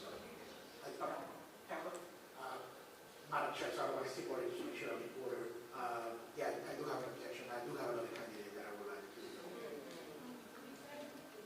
So, based on, again, I think all 3 candidates have many strengths and many weaknesses. As I said earlier, no candidate will make everybody happy. I'm looking for a leader that is experienced enough to bring many attributes, particularly the academic growth of our students, and that she can complement her team with other areas. This is a very complex organization to run, so not only going to be an academic and an operations and a finance person, but based on the track record, I would like to nominate Dr. Brown for consideration.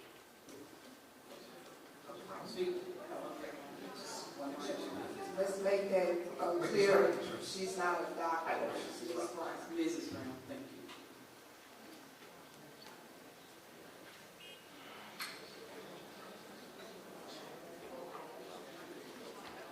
We will have a roll call vote, and they will announce the candidate that they are supporting. You have to say that person's name. Your name and the candidate's name. Board Commissioner Michelle McKissick. Dr. Reed Feagins. Board Commissioner Huey Garcia. Dr. Cheryl Parker. Board Commissioner Woods. Pass. Board Commissioner Love. Dr. Maurice Feagins. Board Commissioner Coleman. Dr. Marie Feagins. Yes. Board Commissioner Cowbell. Ms. Brown? Board Commissioner Johnson. Feagins. Yes. Board Commissioner Williams.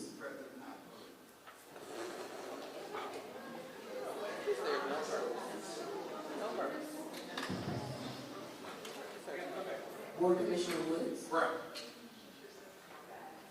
Board Chair Green. Dr. Marie Feagins. There are 5 votes for.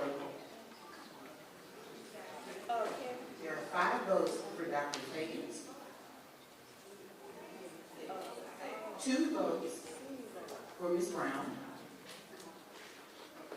1 vote for Dr. Proctor. And 1 board member is abstaining from the vote. And so, Madam Chair, if I may, before we, well, I can let them finish their statement.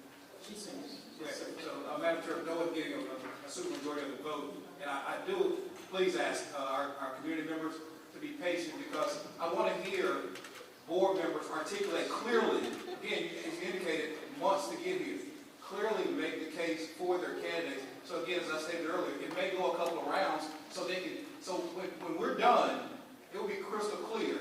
And again, I appreciate you also taking time in the middle of the day to be here with us, but I want it to be crystal clear on why board colleagues want us to support a candidate. And again, not be against anyone, but be for someone. So Madam Chair, if you don't mind, anyone who nominated the candidate, allow them to continue to make their case before we go to round 2. I will start and come back around. I'll start with you, board member, because Commissioner is. Thank you, Chair Green. Thank you to my colleagues for this opportunity. Upon going through a lot of the documentation that was presented to us as board members, it was just the level of detail. And she didn't just come in saying, well, these are my ideas. She came in with a document that was like 10 pages long, spreadsheet, and she had looked at data going back years. She did that work when nobody was looking at her. That's how serious she took this. Something else that played a factor into it is that this is a woman who started off in Head Start in Alabama. She has seen every level of what so many of our students here in Memphis-Shelby County Schools have experienced in terms of education. Head Start. I think we all know what that means. She did not come from means. And she has worked her way all the way up to continue to just become more educated, working toward getting a PhD, even more recently, just taking a whole course through East Coast University, I think Georgetown or George Washington, on finance education. Georgetown? Thank you. And so it was that, along with spending time with her as we did our bus tour. And again, like you said, all qualified. But she just, I know Ms. Hart-Wigton said, to be very specific, but she really did just have this X factor for me. And I think she has the grit to handle all that comes with Memphis. And it's okay to have somebody from someplace else. It really is. I mean, you think about New York City, just about everybody there is from someplace else. That's what this country is all about, fresh perspective. I'm so thankful to my husband of 30 years, not from Memphis. And I brought him here to Memphis. And he stayed. So there's so much opportunity to work with Dr. Feagins, and I know that she will work hard. I know that she can work with our county commissioner, our city council, our city and county mayors, with our community members and leaders. And she cares deeply. And whatever things that need to be shored up, trust me, she had that toughness to say she's going to shore it up. So that is why I had no dog in his hunt on any one of them. I really tried to take a look at the information, so thank you.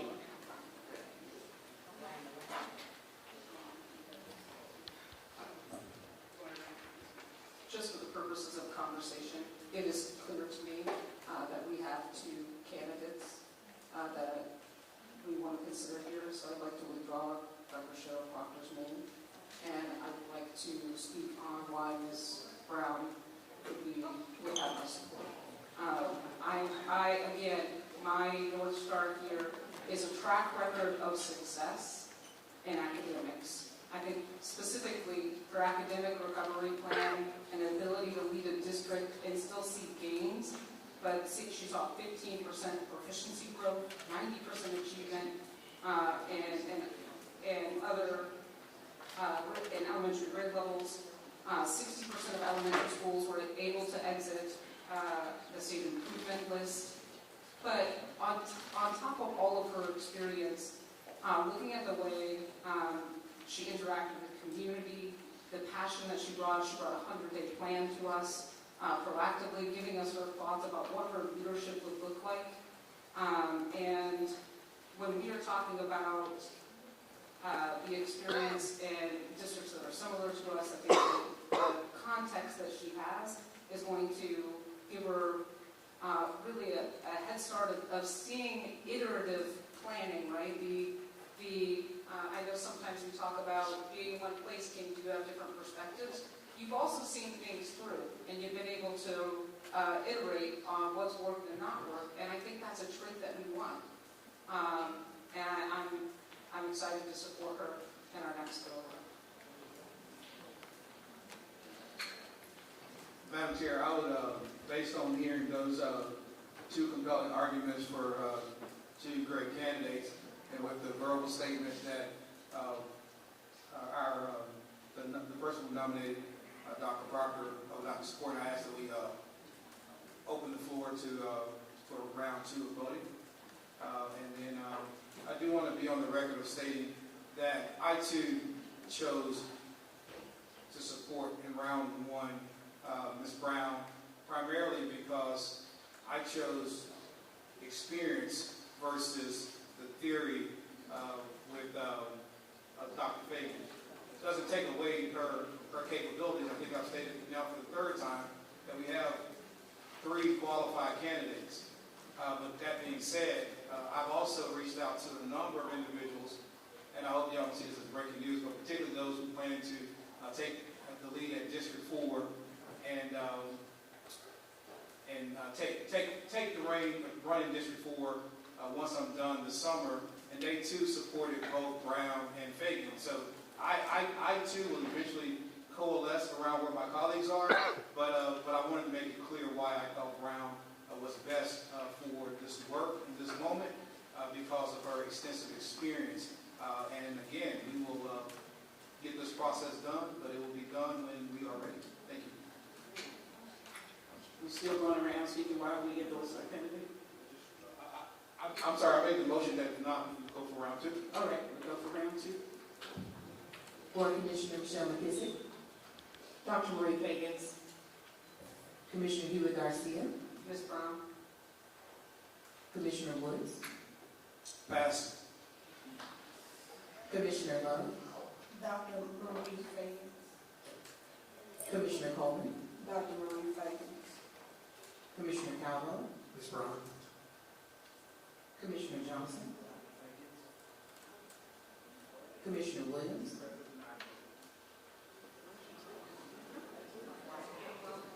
Commissioner Woods. Chair Green. I pass. Dr. Fagan. Commissioner Woods. Dr. Fagan. There being 2/3 in the affirmative, Dr. Marie Feagins is elected the new superintendent of the Memphis-Shelby County